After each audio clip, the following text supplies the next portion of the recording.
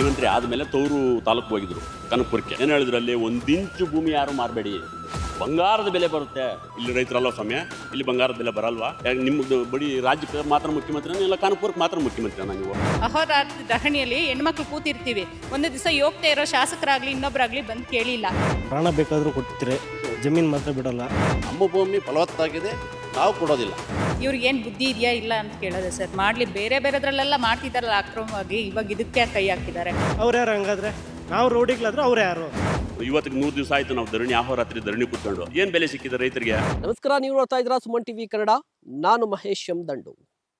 Jangamakote cross, Sidlaghatta ಈ ಭಾಗದಲ್ಲಿ ಈಗ KIDBಯಿಂದ ಭೂಸ್ವಾಧೀನಕ್ಕೆ ಮುಂದಾಗ್ತಾ ಇದ್ದಾರೆ. ಇಲ್ಲಿನ ರೈತರು ವಿರೋಧವನ್ನು ವ್ಯಕ್ತಪಡಿಸ್ತಾ ಇದ್ದಾರೆ ಅಂತ ಮಾತಿದೆ.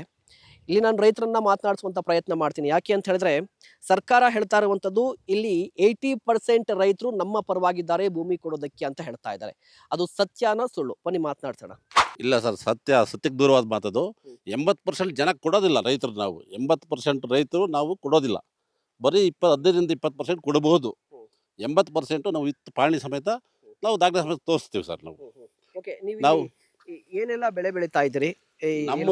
ನಮ್ಮ ಭೂಮಿಯಲ್ಲಿ ಎಲ್ಲ ವಿಧವಾದ ಬೆಳೆಗಳು ಬೆಳೀತಾ ಇದ್ದೀವಿ. ಇಲ್ಲಿ ಹಿಪ್ಪನೇರಳೆ ಇದೆ, ಟೊಮೊಟೊ ಇದೆ, ಇಂಥ ಬೆಳೆದೇನಿಲ್ಲ. ಶಾಮಂತಿ ಹೂವು ಇದೆ, ಶುಂಠಿ ಇದೆ, ವಿಧವಾದ ಬೆಳೆ, ಎಲ್ಲ ಬೆಳೆ ನಮ್ಮ ಭೂಮಿಯಲ್ಲಿ ಬೆಳೆದಿರೋ ಬೆಳೆನೇ ಇಲ್ಲ. ಯಾವ ಬೆಳೆ ಕೊಟ್ಟರು ಬೆಳೆ ತೋರಿಸ್ತೀವಿ ನಾವು. ಅಂಥ ಫಲವತ್ತಾದ ಭೂಮಿ ಇದೆ, ಇದು ತುಂಬ ಫಲವತ್ತಾಗಿದೆ. ನಾವು ಅವ್ರು ಏನು ಹೇಳಿದ್ರು ನಾವು KIDB ಕೊಡೋದಿಲ್ಲ ಭೂಮಿನ. ನಮ್ಮ ಭೂಮಿ ನಾವು ಉಳಿಸ್ಕೊಬೇಕು. ಸರ್, ಇಲ್ಲಿ ಮತ್ತೊಂದೇನಂದ್ರೆ ರೈತರೇ ಇಲ್ಲ ಅಂತ ಹೇಳ್ತಾ ಇದ್ದಾರೆ, ಏನು ಹೇಳ್ತೀರಿ? ನಾವು ರೈತರು ಪಕ್ಕ ತೋಟದ ಹತ್ರ ಬಂದು ನಿಂತಿದ್ದೀವಲ್ಲ ಸ್ವಾಮಿ, ಬರಲಿ ಅವರು. ಈಗ ನೀವು ನೋಡ್ತಾ ಇದ್ದೀವಿ, ಯಾರು ರೈತರಿಗೆ ಯಾರು ಹೇಳ್ಕೊಟ್ಟು ಏನು ಮಾಡ್ಲಿಕ್ಕಾಗಲ್ಲ. ನಾವು ಮೂಲ ರೈತರು. ನಾವು ಶುಂಠಿ ಬೆಳಿತೀವಿ, ರೇಷ್ಮೆ ಇದೆ, ಎಲ್ಲ ಬೆಳಿತೀವಿ. ನಮ್ಮ ಭೂಮಿ ಯಾವುದೇ ಕಾರಣಕ್ಕೂ KIDB ಬಿಟ್ಕೊಡ್ಲಿಕ್ಕಾಗಲ್ಲ. ನಮ್ಮ ಭೂಮಿ ಬಿಡಲಿ, ಸಾಧ್ಯವಾದರೆ ಸರ್ಕಾರ ಕೆರೆಗಳು ನೀರು ಕೊಡಲಿ, ನಾವು ಏನು ಬೇಕಾದ್ರೂ ಬೆಳೆದು ಅವ್ರು ಕೊಡ್ತೀವಿ. ಸರ್ಕಾರ ಹೇಳ್ತಾ ಇದೆ ನಾವು ಪರಿಹಾರ ಕೂಡ ಕೊಡ್ತಾ ಇದ್ದೀವಿ. ಯಾರಿಗೆ ಬೇಕು ಪರಿಹಾರ? ನಾವೇ ಬೆಳಿತೀವಿ. ಈಗ 1 ಎಕರೆಗೆ ವರ್ಷಕ್ಕೆ ರೇಷ್ಮೆಯಲ್ಲಿ ಈಗಿನ ಬೆಲೆಯಲ್ಲಿ ವರ್ಷಕ್ಕೆ 1 ಎಕರೆಗೆ 5-6 ಲಕ್ಷ 7 ಲಕ್ಷ ಆದಾಯ ಐತೆ. ಅದ್ರ ಜೊತೆಲಿ ಕುರಿ ಇದೆ, ಹಸು ಇದೆ, ಹಾಲು ಹಾಕ್ತೀವಿ. ಇನ್ನೇನು ಬೇಕು ನಮಗೆ? ನಮ್ಮ ಮಕ್ಕಳು ನೆಮ್ಮದಿಯಾಗಿ ಸ್ಕೂಲ್ಗೆ ಹೋಗಿ ಕಳಿಸ್ತೀವಿ, ವಿದ್ಯಾಭ್ಯಾಸ ಮಾಡಿಸ್ತಾ ಇದ್ದೀವಿ, ನೆಮ್ಮದಿಯಾಗಿದ್ದೀವಿ ನಾವು. ಯಾಕೆ ಈಗ ರೈತರನ್ನ ಈ ಥರ ದಾರಿ ತಪ್ಪಿಸ್ತಾ ಇದ್ದಾರೆ ಗೊತ್ತಿಲ್ಲ. ಈಗ ಸರ್ಕಾರ ಪರಿಹಾರ ಎಷ್ಟು ಹೇಳಿದೆ ನಿಮಗೆ? ಸರ್ಕಾರ ಪರಿಹಾರ ಏನು 1 ಕೋಟಿ 40 ಲಕ್ಷ 50 ಲಕ್ಷ ಅಂತಿದ್ರೆ, ನಮ್ಗೆ 1 3 ಕೋಟಿ ಕೊಟ್ಟರು ನಮ್ಗೆ ಬೇಡ. ಈಗ ನೀವು ಬರೀ ಭೂಮಿಯಲ್ಲಿನೇ ಎಷ್ಟು ಸಂಪಾದನೆ ಮಾಡ್ಬೋದು? 1 ಕೋಟಿ ಸಂಪಾದನೆ ಮಾಡ್ಬೇಕಂದ್ರೆ ಎಷ್ಟು ವರ್ಷ ಬೇಕು ನಿಮಗೆ? ನಮಗೆ ಡಿಪೆಂಡ್, ಮಾರ್ಕೆಟು ಎಲ್ಲ ಕರೆಕ್ಟಾಗಿ ಇದ್ಬಿಟ್ರೆ ನಮ್ಮದು ವರ್ಷಕ್ಕೆ 50 ಲಕ್ಷ 60 ಲಕ್ಷ 1 ಕೋಟಿವರೆಗೂ ಎಕರೆಯಲ್ಲಿ 1 ಕೋಟಿ ಸಂಪಾದನೆ ಮಾಡೋರು ಇದ್ದಾರೆ. ನಾವು ದಾಳಿಂಬೆ ಹಾಕಿದ್ರೆ ಒಂದು ವರ್ಷದಲ್ಲಿ 75-80 ಲಕ್ಷ ಒಂದು ಎಕರೆಯಲ್ಲಿ ಬೆಳೆದ್ಬಿಟ್ಟಿದ್ದೇವೆ. ನಮ್ಮ ರೈತರು ಬೆಳೆದು ತೋರಿಸಿದ್ದಾರೆ ಆಲ್ರೆಡಿ. ಈಗ ಒಂದು ಬೆಲೆ ಕಡಿಮೆ ಆಗಿದೆ, ಸ್ವಲ್ಪ ಕಡಿಮೆ ಆಗ್ಬೋದು. ಬಟ್ ವೆರೈಟಿ ಬೆಳೆಗಳು ಬೆಳೆದು ನಾವು ಉತ್ತಮವಾದ ಫಸಲು ಬೆಳಿತೀವಿ. ಬೆಳೆ ಇಂಪಾರ್ಟೆಂಟ್ ನಮಗೆ. ಬೆಳೆ ಚೆನ್ನಾಗಿ ಫಸಲು ಸಮೃದ್ಧಿಯಾಗಿ ಬೆಳೆದು ಬಿಟ್ರೆ ರೇಟ್ ಮೇಲೆ ಡಿಪೆಂಡ್ ಆಗುತ್ತೆ. ದುಡ್ಡು ಬೆಳೆ ಮಾತ್ರ ಸಮೃದ್ಧವಾಗಿ ಬೆಳೆಯುತ್ತೆ. ಒಳ್ಳೆ ಬೆಳೆ ಬೆಳಿತಾಳೆ. ಹಿಪ್ಪನೇರಳೆ 1 ಎಕರೆ ಬಯಲಲ್ಲಿದ್ದರೆ 1 ತಿಂಗಳಿಗೆ 1.5 ಲಕ್ಷ ಸಂಪಾದನೆ ಮಾಡ್ತಾರೆ. 1 ಎಕರೆ ಹಿಪ್ಪನೇರಳೆ ಸೊಪ್ಪಿದ್ರೆ 1 ತಿಂಗಳಿಗೆ 1.5 ಲಕ್ಷ ರೂಪಾಯಿ ಸಂಪಾದನೆ. ಅದರಲ್ಲಿ ಎಷ್ಟು ಜನಕ್ಕೆ ಕೆಲಸ ಕೊಡ್ತೀವಿ ನಾವು? ದಿನ ಒಂದು 20 ಜನಕ್ಕೆ ಕೆಲಸ ಕೊಡ್ತೀವಿ. 1 ಎಕರೆ ಹಿಪ್ಪನೇರಳೆ ಇದ್ದರೆ. ಇದಕ್ಕಿಂತ ಇನ್ನೇನು ಬೇಕು? ಅವ್ರು ಕೈಗಾರಿಕೆ ಮಾಡೋದು ಬೇಡ, ನಾವು ರೈತ ಭೂಮಿ ಕೊಡೋದು ಬೇಡ. ಅವ್ರಿಗೆ ಕೈಗಾರಿಕೆ ಮಾಡಿ ಈ ಭೂಮಿಯಲ್ಲಿ ಬೇಡ, ದೊಡ್ಡ ಭೂಮಿಯಲ್ಲಿ ಮಾಡಲಿ, ನಾವೇನು ಬೇಡ ಅಂತಲ್ಲ. ಕೈಗಾರಿಕೆ ವಿರೋಧಿಗಳಲ್ಲ ನಾವು. ನಮ್ಮ ಭೂಮಿ ಫಲವತ್ತಾಗಿದೆ, ನಾವು ಕೊಡೋದಿಲ್ಲ ಸರ್. ರೌಡಿಗಳಾಗಿರ್ಬೋದು, ರೈತರು ರೌಡಿಗಳಾಗುತ್ತೆ ಸರ್. ರೈತರು ನಮ್ಮ ನೋವಿಗೆ ನಾವೇನೋ ಗಟ್ಟಿಯಾಗಿ ಮಾತಾಡ್ಬೋದು. ನಮ್ಮ ಜಮೀನು ಕಳ್ಕೊತಾ ಇರ್ತೀವಲ್ಲ, ನಾವು ಗಟ್ಟಿಯಾಗಿ ನಮ್ಮ ನೋವು ಜೋರಾಗಿ ಸ್ವಲ್ಪ ವ್ಯಕ್ತಪಡಿಸ್ಬೋದು. ಅಷ್ಟು ಬಿಟ್ಟರೆ ರೌಡಿಗಳಾಗುತ್ತಾ? ಶಾಸಕರೆಲ್ಲ ಹೇಳ್ತಾರೆ, ಅವರು ಈಗ ಬಂದು ನೋಡಲಿ ನಮ್ಮ ಭೂಮಿಗಳು ಹೆಂಗಿದೆ ಎಲ್ಲ ನೋಡಿಬಿಟ್ಟು ಅವ್ರು ಗ್ರೌಂಡ್ ಬಂದುಬಿಡಲಿ. ಗ್ರೌಂಡ್ ರಿಯಾಲಿಟಿ ಯಾರೋ ಹೇಳೋದು ಕೇಳಿ ಅವ್ರು ಹೇಳೋದು ಮಾತಾಡೋದು ಬೇಡ. ನಮ್ಮ ಭೂಮಿಗಳ ಹತ್ರ ಬಂದು ಭೂಮಿ ಹೆಂಗಿದೆ ಅಂತ ಅವರೇ ಹೇಳ್ಬಿಡಲಿ. ಇದು ಬರಡು ಭೂಮಿ ಅಂತ ಬಂದು ಹೇಳಲಿ, ಆಮೇಲೆ ಕೊಡೋಣ. ಓಕೆ, ಮತ್ತೊಂದು ಸರಿ ಇಲ್ಲಿ ಮಸ್ತೆನಹಳ್ಳಿಯಲ್ಲಿ ಕೂಡ KIDBಯಿಂದ ಭೂಸ್ವಾಧೀನ ಆಗಿದೆ. ಸೊ ಅಲ್ಲಿನ ಪರಿಸ್ಥಿತಿ ಹೇಗಿದೆ ಅಂತ ಒಂದು ಎಕ್ಸ್ಪ್ಲೇನ್ ಮಾಡ್ಬೋದಾ ನೀವು? ಅಲ್ಲಿ ಕೂಡ ರೈತರು ಭೂಮಿಯನ್ನು ಕೊಟ್ಟಿದ್ರಲ್ಲ. ಅಲ್ಲಿ ಬಂದು ಸುಮಾರು 10-15 ವರ್ಷದಿಂದ ಆಗಿದೆ ಅಂತ ಹೇಳ್ತಾರೆ. 2-3 ಕಂಪ್ನಿ ಬಂದಿದ್ದು ಬಿಟ್ಟರೆ ಇನ್ನು ಬೇರೆ ಏನೂ ಇಲ್ಲ. ಅಲ್ಲಿ ಎಲ್ಲ ಗಟ್ಟುಗಳು ಅದು ಇದು ಬೇಲಿ ಮರ ಬೆಳ್ಕೊಂಡು ಹಾಗೇ ಇದೆ. ಇರೋ ಕಡೆ ಖಾಲಿ ಜಾಗದಲ್ಲಿ ಕೈಗಾರಿಕೆ ಮಾಡಲಿ, ಅದು ಫುಲ್ ಫಿಲಪ್ ಆಗಲಿ. ಓಕೆ, ಕಿಶೋರ್ ನೋಡಿ, ಒಂದು ಕಡೆ ಇಲ್ಲಿಂದ ಒಂದು ಹೆಚ್ಚು ಕಡಿಮೆ ಒಂದು 13 ಕಿಲೋಮೀಟರ್ ಮಸ್ತನಹಳ್ಳಿ ಅಂತ ಹೇಳಿ, ಅಲ್ಲೂ ಕೂಡ ಭೂ ಸ್ವಾಧೀನ ಮಾಡಲಾಯಿತು. ಅಂದರೆ KIDBಯಿಂದ ಭೂ ಸ್ವಾಧೀನ ಮಾಡಿಕೊಂಡು ಅಲ್ಲಿ ಅಭಿವೃದ್ಧಿ ಮಾಡ್ತೀವಿ ಅಂತ ಹೇಳಿದ್ರು. ಅಲ್ಲಿ ಪರಿಸ್ಥಿತಿ ಹೇಗಿದೆ ಅಂತ ಹೇಳಿದ್ರೆ, ಅಲ್ಲಿ ಕಾರ್ಖಾನೆಗಳೇ ಬಂದಿರುವಂಥದ್ದು 1-2 ಅಷ್ಟೇ. ಬಟ್ ಈಗಿರುವಂಥ ಪರಿಸ್ಥಿತಿಯಲ್ಲಿ ಅಲ್ಲಿರುವಂಥ ಭೂಮಿಯನ್ನು ಅಭಿವೃದ್ಧಿ ಪಡಿಸ್ಬೋದು. ಅದನ್ನ ಬಿಟ್ಟು ಇಲ್ಲಿ ಫಲವತ್ತವಾಗಿರುವಂಥ ಭೂಮಿಯನ್ನು ಯಾಕೆ ತಗೊಳ್ತಿದ್ದೀರಾ ಅಂತ ಹೇಳಿ ರೈತರು ಕೇಳ್ತಾ ಇರುವಂಥದ್ದು. ನಾನು ಮತ್ತೊಮ್ಮೆ ಮಾತನಾಡಿಸುವಂಥ ಪ್ರಯತ್ನ ಮಾಡ್ತೀನಿ. ನಮ್ಮ ಅಣ್ಣ ತಮ್ಮಂದ್ರ 5 ಜನ ಎಲ್ಲ ಹಿಪ್ಪನೇರಳೆ ಶುಂಠಿ ಜಾಸ್ತಿ ಎಲ್ಲ ಥರ ಬೆಳೆ ಬೆಳಿತಾರೆ. ಜಾಸ್ತಿ ಹಿಪ್ಪನೇರಳೆ ಶುಂಠಿ ಬೆಳೀತಾ ಇದೀವಿ ಸರ್. ಓಕೆ, ಈಗ ಭೂ ಸ್ವಾಧೀನಕ್ಕೆ ಬರ್ತಾ ಇದ್ದಾರೆ, ಏನು ಹೇಳ್ತಿದ್ರಿ ನೀವು? ಸರ್ ನಾವು ಪ್ರಾಣ ಬೇಕಾದರೂ ಕೊಡ್ತೀರಿ, ಜಮೀನು ಮಾತ್ರ ಬಿಡಲ್ಲ. ಯಾಕಂತಂದ್ರೆ ನಾವು ಅದರಿಂದನೇ ನಮ್ಮ ಭವಿಷ್ಯ ನಿಂತಿರೋದು. ನಾವು ಓದಿದ್ದಿದ್ರೆ ನಾವು ಹಾಗಾಗಿ ಈಗಾಗಲೇ ಕೆಲಸದಲ್ಲಿ ಇರ್ತಾ ಇದ್ವಿ. ನಮ್ಮ ಪೂರ್ವಿಕರು ನಮ್ಮ ತಂದೆಯವರೆಗೂ ಜಮೀನು ಉಳಿಸ್ಕೊಂಬಂದು ಕೊಟ್ಟಿದ್ದಾರೆ. ಇವಾಗ ನಮ್ಮವರೆಗೂ ಜಮೀನಿದೆ. ನಮ್ಮ ಹಂತದಲ್ಲೇ ಹೋಗ್ಬಿಟ್ರೆ ನಮ್ಮ ಮಗ ಇವರು ಫ್ಯೂಚರ್ಗೆ ಏನಾಗಬೇಕು? ಅವ್ರಿಗೂ ವಂಶ ಬಳಿ ಒಳಗೆ ಇವರು ಮುಂದುವರ್ಸ್ಕೊಂಡು ಹೋಗ್ಬೇಕಲ್ಲ. ಜಮೀನು ಬೇಕೇ ಬೇಕಲ್ಲ ಇವರು ಇದಕ್ಕೂ ಭವಿಷ್ಯಕ್ಕಾಗಿ ಜಮೀನು ಬೇಕೇ ಬೇಕು. ನಾವು KDBಗೆ ಜಮೀನು ಕೊಡಲ್ಲ, ನಮಗೆ ಭೂಮಿ ಬೇಕೇ ಬೇಕು. ಅಲ್ಲ ನಾವು ಭೂಮಿ ತಗೋತಿದೀವಿ, ಕಾಸು ಕೊಡ್ತಿದೀವಿ, ಅಭಿವೃದ್ಧಿ ಮಾಡ್ತಿದೀವಿ. ಸರ್ ನೀವು ಆವಾಗಲೇ ಕೇಳಿದ್ರಿ 1 ಕೋಟಿ ಪರಿಹಾರ ಕೊಡ್ತಾರೆ, ಅದನ್ನ ಬೆಳಿಬೇಕಾದ್ರೆ ಎಷ್ಟು ವರ್ಷ ಬೇಕು ನಿಮ್ಗಂತ. ಸರ್ ಒಂದು ಮರದಲ್ಲಿ ಉದಾಹರಣೆಗೆ ಒಂದು ತೆಂಗಿನ ಮರ 100 ಕಾಯಿ ಬಿಡುತ್ತೆ. ಸರ್ 100 ಕಾಯಿ ಬಿಡೋಕ್ಕೆ ವರ್ಷಾನ್ಗಟ್ಲೆ ಬೇಕಂತೇಳಿ ಬುಡ ತೆಗೆದ್ಬಿಟ್ರೆ ಕಾಯಿ ಯಾವಾಗ ಕೊಡೋದು ಅದು ನಮಗೆ? ಅದ್ರಲ್ಲಿ ನಿಧಾನವಾಗಿ ಬೆಳೆದ್ರೆ ತಾನೇ ಅದು ಬರೋದು ನಮಗೆ. ಅದೇ ಥರ ಇದು ನಾವು ವರ್ಷಕ್ಕೆ 5 ಲಕ್ಷ ಬೆಳೆದ್ರೆ ಅದೇ ಥರ ಬೆಳ್ಕೊಂಡು ನಮ್ಮ ಜೀವನ ನಡೀತಾ ಇರುತ್ತೆ. ಒಂದೇ ಸರಿ 1 ಕೋಟಿ ತಗೊಂಡು ಅಲ್ಲೋಗಿ ಅಲ್ಲಿ ಇಲ್ಲಿ ಕುಡಿದು ಹಾಳು ಮಾಡೋದು ಜನ ಜಾಸ್ತಿ. ಯಾಕಂದರೆ ಎಕ್ಸಾಂಪಲ್ಲು ದೇವನಹಳ್ಳಿಲಿ ನೋಡ್ರಿ ಯಾವ ಥರ ಇತ್ತು. ಏರ್ಪೋರ್ಟ್ ಆಗಬೇಕಾದ್ರೆ ಜನ ಯಾವ ಥರ ಇದ್ರು, ಈಗ ಯಾವ ಥರ ಇದ್ದಾರೆ ಅಂತ ಅಲ್ಲೋಗಿ ನೋಡಲಿ. ಇದಕ್ಕೆಲ್ಲ ಈ ಥರ ಆಗೋದ್ರಿಂದ ನಾವು ಜಮೀನು ಕೊಡೋಕೆ ಇಷ್ಟಪಡಲ್ಲ. ನಮಗೆ ಭೂಮಿ ಬೇಕೇ ಬೇಕು. ಸರ್ ಅದು ಮಾರ್ಕೆಟ್ ಮೇಲೆ ನಮ್ಮ ಇದ್ರ ಮೇಲೆ ಅವರೇಜು ಇದು ವರ್ಷಕ್ಕೆ ಕಡಿಮೆ ಅಂದರೂ ಒಂದು 6 ರಿಂದ 7 ಲಕ್ಷ ಆಗುತ್ತೆ. ಏನು ತೊಂದರೆ ಇಲ್ಲ, ಏನು ತೊಂದರೆ ಇಲ್ಲ. ಮತ್ತೆ ಕೂಲಿ ಅಷ್ಟೇ, ಎಷ್ಟು ಜನಕ್ಕೆ ನಾವು ಕೆಲಸ ಕೊಡ್ತೀವಿ. ಡೈಲಿ ಕಡಿಮೆ ಅಂದ್ರು 5 ರಿಂದ 6 ಜನ ನಮ್ಮ ತೋಟದಲ್ಲಿ ಕೆಲಸ ಮಾಡ್ತಾನೆ ಇರ್ತಾರೆ, ಡೈಲಿ ಇರ್ತಾರೆ. ವಾರದಲ್ಲಿ 1 ದಿವಸ ಇಲ್ಲ 2 ದಿವಸ ರೆಸ್ಟ್ ಇರ್ಬೋದು ಅಷ್ಟೇ ಅವ್ರಿಗೆ. ಡೈಲಿ ಇರ್ತಾರೆ. ಹೂವು ಸ್ಟಾರ್ಟ್ ಆಯ್ತು ಅಂದ್ರೆ ದಿನಕ್ಕೆ 10 ರಿಂದ 12 ಜನ ಬೇಕೇ ಬೇಕು. 500 ರೂಪಾಯಿ ಕೂಲಿ ಕೊಡ್ತೀವಿ ಅವ್ರಿಗೆ ದಿನಕ್ಕೆ, ಪ್ಲಸ್ 2 ಟೈಮ್ ಊಟ, ಕಾಫಿ ಟೀ ಎಲ್ಲ ಕೊಡ್ತೀವಿ. ಅದಕ್ಕಿಂತ ಕೆಲಸ ಕೊಡೋರು ಇವ್ರು ಕೊಡ್ತಾರೆ ನಮಗೆ. ಇವರಿಂದ ಆಗುತ್ತಾ ಆ ಥರ ಎಲ್ಲ ಕೊಡೋದಕ್ಕೆ? ಏನು ಸರ್ ಅಭಿವೃದ್ಧಿ ಮಾಡ್ತಾರೆ? ಇದು ರೈತರನ್ನ ಹಾಳು ಮಾಡಿಬಿಟ್ಟು ಅಭಿವೃದ್ಧಿ ಮಾಡೋದು ಅದೊಂದು ಅಭಿವೃದ್ಧಿನ? ರೈತರನ್ನ ಉಳಿಸ್ಕೊಂಡು ಅಭಿವೃದ್ಧಿ ಮಾಡೋದು ಅದು ಅಭಿವೃದ್ಧಿ? ಅದು ಸರ್ಕಾರ ಅಂದರೆ? ಆ ಕಡೆ ಸುಮಾರು ಇದ್ದಾವೆ ಬರಡು ಭೂಮಿ, ಹುಡುಕ್ಲಿ. ಈ ಥರ ಭೂಮಿಲಿ ಅವರು ಅಭಿವೃದ್ಧಿ ಮಾಡ್ತೀವಿ ಅನ್ನೋದು ತಪ್ಪು. ಅದು ರೈತರು ಹೋಗಿ ರಿಯಲ್ ಎಸ್ಟೇಟ್ ಮಾಡಿ ಅಂತ ಯಾರೂ ಕರೆದಿಲ್ಲ. ಯಾರೋ ಕಷ್ಟ ಇರೋರು ರೋಡ್ ಅಂಚಲ್ಲೇ ಯಾವನ ಬೇಕಾದ ಮಾರ್ಕೊಂಬಿಟ್ರು. ಅದರಲ್ಲೂ ಸುಮಾರು ಜನ ರಾಜಕೀಯದವರೇ ಇರೋದು. ಯಾರು ರೈತರು ಹೋಗಿ ಅದರಲ್ಲಿ ಇನ್ವಾಲ್ವ್ ಆಗಿಲ್ಲ. ರೈತರು ಯಾವತ್ತೂ ಯಾವುದೇ ಕಾರಣಕ್ಕೂ ಭೂಮಿ ಮಾರಕ್ಕೆ ಇಷ್ಟಪಡಲ್ಲ. ಯಾವತ್ತೂ ಅವ್ರೇನಿದ್ರು ಬೆಳೆ ತೆಗಿಯೋಕ್ಕೆ ಆಸೆ. ಶಿವಕುಮಾರ್ ಉಪಮಂತ್ರಿ ಆಗಿದ್ದಾಗ ನಮ್ಮ ಚಿಕ್ಕಬಳ್ಳಾಪುರ ಶಿಡ್ಲಘಟ್ಟಕ್ಕೆ ಹೈಟೆಕ್ ಮಾರ್ಕೆಟ್ ಉದ್ಘಾಟನೆಗೆ ಬಂದಿದ್ರು, ಶಂಕುಸ್ಥಾಪನೆಗೆ. ಆಗ ಏನು ಹೇಳಿದ್ರು, ಚಿಕ್ಕಬಳ್ಳಾಪುರದ ಜನತೆ ಶಿಡ್ಲಘಟ್ಟದ ಜನತೆ ಮೇಲೆ ಭಾಳ ಗೌರವ, ಭಾಳ ಸ್ವಾಭಿಮಾನಿಗಳು. ಯಾಕಂದರೆ 1,500 ಅಡಿಯಿಂದ ಬೋರ್ವೆಲ್ಲಲ್ಲಿ ನೀರು ತೆಗೆದು ತುಂಬ ಕಷ್ಟಪಟ್ಟು ಜೀವನ ಮಾಡ್ತಾಯಿದ್ದಾರೆ. ಇವತ್ತು ಎಲ್ಲಿ ಆಯಿತು ಸ್ವಾಭಿಮಾನ, ಗೌರವ? ಎಲ್ಲಿ ಕೊಡ್ತಾ ಇದ್ದೀರಿ ಗೌರವ? ಇವತ್ತಿಗೆ 100 ದಿವಸ ಆಯಿತು ನಾವು ಧರಣಿ, ಅಹೋರಾತ್ರಿ ಧರಣಿ ಕೂತ್ಕೊಂಡು. ಏನು ಬೆಲೆ ಸಿಕ್ಕಿದೆ ರೈತರಿಗೆ? ಇಲ್ಲಿ ಕೆಲಸ ಮಾಡೋಂಗಿಲ್ಲ, ಅಲ್ಲಿ ಧರಣಿನಲ್ಲಿ ಭಾಗವಹಿಸಂಗಿಲ್ಲ. ಈ ಥರ ಪರಿಸ್ಥಿತಿ ನಮ್ದಾಗಿದೆ. ಇವತ್ತಿಗೆ 100 ದಿವಸ ನಾವು ಧರಣಿ ಕೂತ್ಕೊಂಡು, ಯಾವ ಶಾಸಕರೇ ಆಗಿರ್ಬೋದು, ಯಾರೇ ಆಗಿರಲಿ, ಸರ್ಕಾರದಿಂದ ಬಂದು ನಿಮ್ಗೆ ಪರವಾಗಿದ್ದೀವಿ ನಾವು ರೈತರು. ಎಲ್ಲಿ ಭಾಷಣದಲ್ಲೂ ಹೇಳ್ತಾರೆ ರೈತರ ಪರ ನಮ್ಮ ಸರ್ಕಾರ, ಜನರ ಪರ ನಮ್ಮ ಸರ್ಕಾರ. ಎಲ್ಲಿ ಸರ್? ಎಲ್ಲಿ ತೋರಿಸ್ತಾ ಇದ್ದಾರೆ? ತೋರಿಸಿ. ಶಾಸಕರು ರೌಡಿಗಳು ಅಂತ ಹೇಳಿ ಹೇಳಿಕೆ ಕೊಟ್ಟಿದ್ದಾರೆ. ಹಾಗಾದ್ರೆ ನಾವು ರೌಡಿಗಳು, ಅದೇ ಪಕ್ಷದ ವರಿಷ್ಠರು ಬಿಡದಿಯಲ್ಲಿ ಹೋರಾಟ ಮಾಡ್ತಾವ್ರೆ. ಹಾಗಾದ್ರೆ ಅವ್ರು ಯಾರು ಹಂಗಾದ್ರೆ? ನಾವು ರೌಡಿಗಳಾದ್ರೆ ಅವ್ರು ಯಾರು?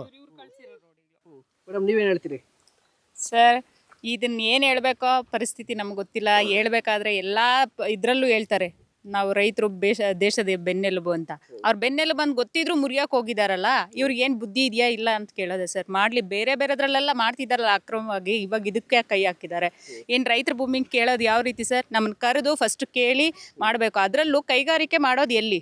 ಬರಡು ಭೂಮಿಯಲ್ಲಿ ಮಾಡಬೇಕು. ಇದು ಬರಡು ಭೂಮಿ ಅಂತ ನಿಗದಿಯಾಗಿದೆಯಾ ಸರ್?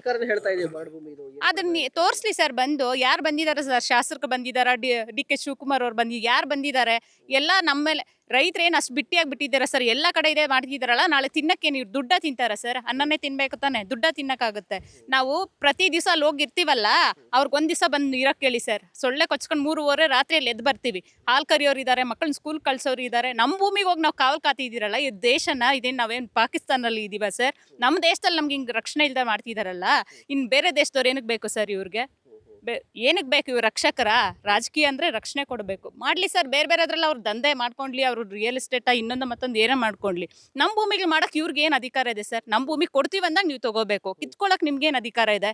ಅಭಿವೃದ್ಧಿ ಮಾಡಬಾರ್ದು ಅಂತ ಹೇಳ್ತಾರ. ಅಭಿವೃದ್ಧಿ ಎಲ್ಲಿ ಮಾಡ್ಬೇಕು ಸರ್? ಸರ್ ನಾವು ಬಂದು ಕರೆದು ನಿಮ್ನ ಅಭಿವೃದ್ಧಿ ಮಾಡ್ಕೊಡ್ರಿ ಅಂತ ಕಳಿ. ನಾವು ಪಾಡಿಗೆ ನಾವು ಬದುಕ್ತಿದೀವಲ್ಲ, ನಮ್ಮ ಬದುಕನ್ನ ಯಾಕೆ ಕಿತ್ಕೊಂತಾ ಇದ್ದೀರಾ? ಇಷ್ಟು ಜನ ಬದುಕ್ತಿದೀವಲ್ಲ, ಇವಾಗ 80% ಕೊಡಲ್ಲ ಅಂತ ಕೂತಿದೀವಿ. ಆದ್ರೆ ಎಷ್ಟೋ ರಾಜಕೀಯ ಮಾಡಿದ್ರಿ, ತೋರ್ಸೋಕ್ಕೆ ಮಾಡೋಕ್ಕೆ ಎಲ್ಲ ಬೇರೆ ಕಡೆಯಿಂದ ಕರ್ಸಿದ್ರಿ. ಇವಾಗ ಅಲ್ಲಿ ದುಡ್ಡು ಕೊಟ್ಟು ಕೂರ್ಸಿರ್ತಾರೆ ಬೇರೆ ಕಡೆಯಿಂದ. ಅದನ್ನ ಗುಪ್ತ ಮಾಹಿತಿಯವರು ಕೊಟ್ಟಿರ್ತಾರೆ, ಅದನ್ನ ಅವ್ರ ತನಕ ತಲುಪಿಸಲ್ಲ. ಅದು ಪ್ರತಿ ದಿವಸ ಇರ್ತಾರೆ. ಅಲ್ಲಿ 3 ಜನ ಇರ್ತಾರೆ, ಇಲ್ಲಿ 40 ಜನ ಇರ್ತಾರೆ. ಅದು ಪ್ರತಿದಿನ ಕಣ್ಣಿಗೆ ಕಾಣಿಸೋದು, ಇನ್ನೇನು ಪ್ರತ್ಯಕ್ಷವಾಗಿ ಕಾಣಿಸೋದು. ಅದನ್ನ ಯಾರು ಕೇಳೋರಿಲ್ಲ. ಅವ್ರಿಗೆ ಏನು ಮಾಹಿತಿ ಬೇಕೋ ಅದು ತಗೊಂತಾರೆ, ಕೊಡ್ತಾರೆ. ಸತ್ಯವಾದ ಮಾಹಿತಿ ಯಾರು ಕೊಡಲ್ಲ ಸರ್ ಅಲ್ಲಿ. ಕೊಟ್ಟರೆ ಅದು ಇವಾಗ ಇದುವರೆಗೂ ಬೆಳೆಯೋದನ್ನೇ ಇರಲಿಲ್ಲ. ಅದು 3 ದಿವಸಕ್ಕೆ ನಿಂತೋಗ್ಬೇಕಾಗಿತ್ತು ನ್ಯಾಯವಾಗಿರೋ ರಾಜಕಾರಣಿ ಆದರೆ. ರಾಜಕಾರಣಿ ತರಬೇಡ್ರಿ, ರೈತರಾಗಿ ಬಿಡಿಸ್ರಿ. ನಾವು ರಾಜಕೀಯ ಮಾಡ್ತಾ ಇಲ್ಲ, ಯಾವ ಪಕ್ಷ ಅಂತಲೂ ನೋಡ್ತಾ ಇಲ್ಲ, ಏನಿಲ್ಲ. ನಾವು ರೈತರಾಗಿ ಕೂತಿದ್ದೀವಿ, ರೈತರಾಗಿ ಬಿಡ್ರಿ. ನೀವು ಹೇಳ್ತಾ ಇದ್ರಲ್ಲ ರೌಡಿಗಳು, ಆ ರೌಡಿಗಳು ನೀವು ಹುಟ್ಟಾಕಿ ನೀವು ಕಳ್ಸಿರೋದಷ್ಟೇ. ನಾವು ರೌಡಿಸಮ್ ಮಾಡ್ಬೇಕಂದಿದ್ರೆ ನಾವು ಮಾಡೋ ರೀತಿ ಇರ್ತಾ ಇತ್ತು. ಈ ಥರ ಕುತ್ಕೊಂಡು ಕೇಳ್ತಾ ಇರಲಿಲ್ಲ. ನಾವು ರೌಡಿಸಮ್ ಮಾಡಂಗಿದ್ರೆ ಅಲ್ಲಿ ಕುತ್ಕೊಳ್ತಾ ಇರ್ಲಿಲ್ವಾ? ರೌಡಿಸಮ್ ಮಾಡ್ತಾ ಇದ್ವಲ್ವಾ ಸರ್? ಅಲ್ಲಿ ಕುತ್ಕೊಂಡು ಕೇಳ್ಕೊತಾ ಇದ್ವಾ? ಅಹೋರಾತ್ರಿ ಧರಣಿಯಲ್ಲಿ ಹೆಣ್ಮಕ್ಳು ಕೂತಿರ್ತೀವಿ. ಒಂದು ದಿವಸ ಹೋಗ್ತಾ ಇರೋ ಶಾಸಕರಾಗ್ಲಿ ಇನ್ನೊಬ್ರಾಗ್ಲಿ ಬಂದು ಕೇಳಿಲ್ಲ. ಭೂಮಿ ಕಿತ್ಕೊಳಕ್ ಎಲ್ಲರೂ ಬರ್ತೀರಾ, ಕೇಳಕ್ ಮಾತ್ರ ಯಾರು ಇಲ್ವಾ ಸರ್? ಅವಾಗ ಶಾಸಕರಲ್ಲ ನೀವು? ಅವಾಗ ಶಾಸಕರು ಅಧಿಕಾರ ಇಲ್ವಾ? ಶಾಸಕರು ಕೂಡ ಜೆಡಿಎಸ್ ಪಕ್ಷದವರು. ಬಿಡದಿಯಲ್ಲೂ ಕೂಡ ಜೆಡಿಎಸ್ ಪಕ್ಷ ಹೋರಾಟ ಮಾಡ್ತಾ ಇದೆ ರೈತರ ಪರವಾಗಿ. ಸೊ ಅದೇ ಪಕ್ಷದ ಶಾಸಕರು ಇಲ್ಲಿ ಯಾಕೆ ರೈತರ ಪರವಾಗಿ ನಿಲ್ತಾ ಇಲ್ಲ? ನಿಮ್ಗೆ ಏನು ಭಯ ಇಲ್ಲಲ್ಲ, ಬರ್ಬೋದಾಗಿತ್ತಲ್ಲ ಸರ್. ನಿಮ್ದೇನು ತಪ್ಪಿಲ್ಲ ಅಂದ್ರೆ ಒಂದ್ ದಿವಸ ಬಂದು ಕೇಳ್ಬೋದಾಗಿತ್ತಲ್ಲ ಸರ್. ನಿಮ್ ತಪ್ಪು ನಿಮ್ದು ಏನಿದೆಯೋ ಹೊರಗಡೆ ಬರ್ಬೇಕಂತ ನೀವು ಇದ್ದಿದ್ರೆ ಅಲ್ಲಿ ಬಂದು ಮಾತಾಡ್ಬೋದಾಗಿತ್ತಲ್ಲ. ನಂದೇನು ಇಲ್ಲಪ್ಪ, ನಾವೇನು ಒಂದ್ ದಿವಸ ಇದ್ವರೆಗೂ ಬಂದಿಲ್ಲಲ್ಲ, ಕಾರಣ ಏನ್ ಸರ್? ಇದ್ರಲ್ಲಿ ನೀವು ಶಾಮೀಲಾಗಿದ್ರೆ ಇಲ್ಲ ಅನ್ನಕ್ ಪ್ರೂಫ್ ಅದೇ ಅಲ್ವಾ ಸರ್? 100 ದಿವಸದಿಂದ ಶಾಮೀಲಾಗಿದ್ರೆ ಇಲ್ಲ ನೀವೇ ಪ್ರೂಫ್. ಅದು ಕಣ್ಣಾರೆ ತೋರಿಸ್ತಾ ಇದ್ದೀರಾ. 100 ದಿವಸದಲ್ಲಿ ಒಂದ್ ದಿವಸ ಬಂದು ಕೇಳ್ಬೋದಾಗಿತ್ತಲ್ಲ, ಯಾಕೆ ಇಲ್ಲಿ ಕೂತಿದ್ದೀರಾ, ನಿಮ್ ಕಷ್ಟ ಏನು ಅಂತ. ನೀವು ನಮ್ಮ ಶಾಸಕರು, ನಮ್ಮ ಇದಕ್ಕಿರುವಂತ ಶಾಸಕರು ನೀವೇ ಕೇಳಲಿಲ್ಲ, ಕಾರಣ ಏನು ಸರ್? ನೀವು ಬರ್ದೇ ಇರೋ ಕಾರಣ ಏನು? ಮತ ಎತ್ತು ಪಡೆದಿರೋರು ನೀವು ಬರ್ದೇ ಇರೋ ಕಾರಣ ಏನು? ನಿಮಗೆ ಭಯನಾ ಅಥವಾ ನಿಮ್ಗೇನಾದ್ರು ನಾನೇ ಶಾಮೀಲಾಗಿದ್ದೀನಿ, ನಾನೇ ಮಾಡಿಸಿದೀನಿ ಅಂತ ಅದು ಅವರೇ ಆನ್ಸರ್ ಕೊಡ್ಬೇಕು ಸರ್. ಬರ್ದೇ ಇರೋ ರೀಸನ್ ಅವರೇ ಕೊಡ್ಬೇಕು. ನಾವು ಈ ಕೃಷಿ ಭೂಮಿಯನ್ನು ಒಂದು ನಿಮಿಷ, ನಮ್ಮ ಭೂಮಿಗೆ ಫಲವತ್ತಾದ ಭೂಮಿಯನ್ನು ಸರ್ಕಾರದಲ್ಲೇ ಒಂದು ಸರ್ಟಿಫಿಕೇಟ್ ಕೊಟ್ಟಿದ್ದಾರೆ ಸರ್.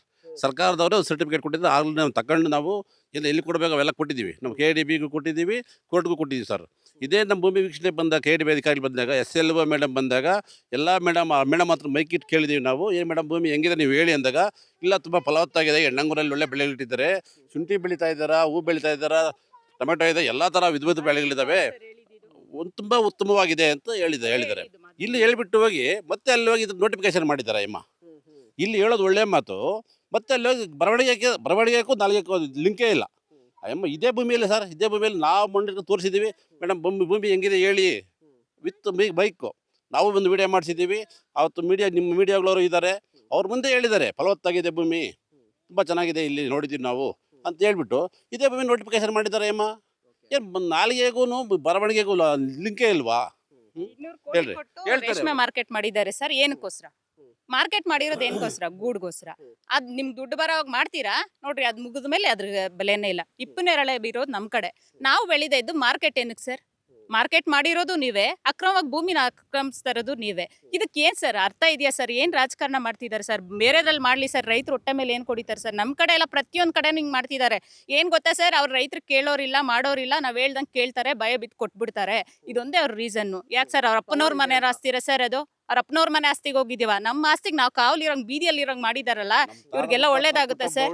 ನಾವು ಗ್ರಾಂಟ್ ಮಾಡಿದ ಆಸ್ತಿಗಳಲ್ಲ ಸರ್ ಇವು. ನಮ್ಮ ತಾತ 3 ಗಂಟೆ ರಾತ್ರಿಯಲ್ಲಿ ಎದ್ದು ಬರ್ತೀವಿ ಸರ್. ನಮ್ ಪರಿಸ್ಥಿತಿ ಹೆಂಗಿರುತ್ತೆ ಗೊತ್ತಾ? ಮಳೆ ಬರ್ತಾ ಇರುತ್ತೆ, ಹಗಲು ರಾತ್ರಿಯಿಂದ ಮಕ್ಕಳನ್ನ ಹಾಕೊಂಡ್ ಕೂತಿರ್ತೀವಿ. ಆ ರೊಚ್ಚು ನೀರ್ ಕೆಳಗಡೆ ಬರುತ್ತೆ, ಇವ್ರ ಮನೆಗಳಲ್ಲಿ ಇರ್ತಾರಲ್ಲ. ನಮ್ ಭೂಮಿಗೆ ಸರ್, ನಮ್ ಭೂಮಿಗೆ ನಾವು ಹೋಗಿ ಕಾವಲಿ ಇರ್ಬೇಕು.